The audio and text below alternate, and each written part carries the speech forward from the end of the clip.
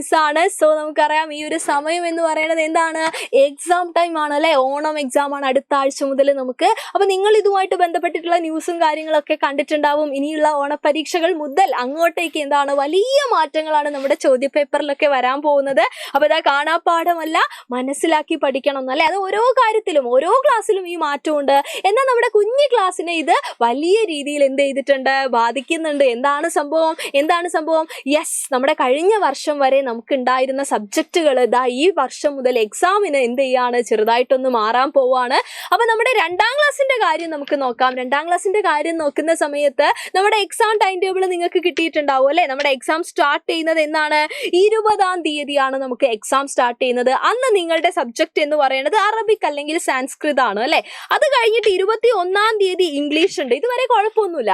അടുത്തത് നിങ്ങൾ നോക്കുക, 22-ാം തീയതി നമ്മുടെ എക്സാം എന്ന് പറയുന്നത് ഉദ്ഗ്രഥിതം 1 ആണ്, അതായത് ഇന്റഗ്രേഷൻ 1 ആണ്. നമുക്കറിയാം ഇന്റഗ്രേഷൻ 1, ഇന്റഗ്രേഷൻ 2 എന്നൊക്കെ പറഞ്ഞിട്ടായിരുന്നു നമ്മുടെ എക്സാം. പക്ഷേ കഴിഞ്ഞ വർഷം വരെ ഇന്റഗ്രേഷൻ 3 വരെ ഉണ്ടായിരുന്നു. പക്ഷെ ഈ വർഷം നിങ്ങൾ നോക്കിയേ, 22 കഴിഞ്ഞ് പിന്നെ ശനി ഞായറൊക്കെ കഴിഞ്ഞ് 25-ന് ഉദ്ഗ്രഥിതം 2 ഉണ്ട് അല്ലെ, ഇന്റഗ്രേഷൻ 2 ഉണ്ട്.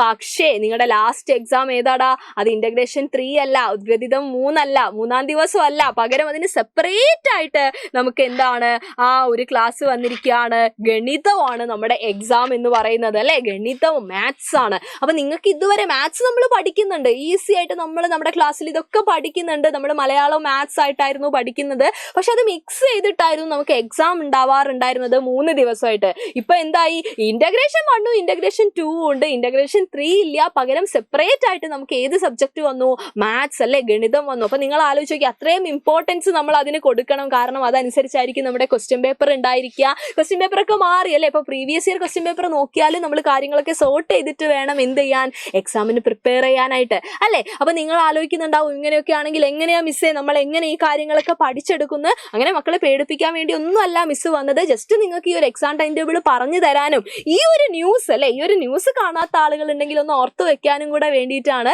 അപ്പൊ ഈ ഒരു മാറ്റം കൃത്യമായിട്ട് മക്കളെ നോട്ട് ചെയ്ത് വെച്ചേക്കുക. ആൻഡ് മാത്സ് വേറൊരു ദിവസമാണ്, അതനുസരിച്ചാണ് ഇനിയുള്ള ദിവസങ്ങളിൽ നമ്മുടെ സൈലവും നിങ്ങൾക്ക് വേണ്ടി ക്ലാസ്സുകളൊക്കെ തരാൻ പോകുന്നത്.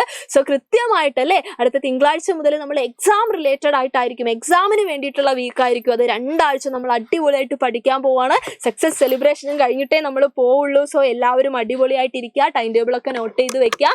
ഈ മാറ്റം അറിഞ്ഞുകൊണ്ട് ഇനിയുള്ള ദിവസങ്ങളിൽ നമുക്ക് പഠിക്കാം. നിങ്ങൾ കൃത്യമായിട്ട് നമ്മുടെ ചാനൽ സബ്സ്ക്രൈബ് ചെയ്യണം, ഫ്രണ്ട്സിന് ഷെയർ ചെയ്യണം. അതുപോലെ നമ്മുടെ എന്താണ് കുഞ്ഞു കുഞ്ഞു വീഡിയോസ് ഒക്കെ നിങ്ങൾ കാണുക, ഇതേപോലെയുള്ള അപ്ഡേഷൻസ് നമ്മൾ കൊണ്ടുവരും. ആൻഡ് നമ്മുടെ ലൈവ് ക്ലാസ്സിൽ നിങ്ങൾ ജോയിൻ ചെയ്യുക. നമുക്ക് വീണ്ടും കണ്ടുമുട്ടാടാ. എല്ലാവർക്കും thank you so much and by.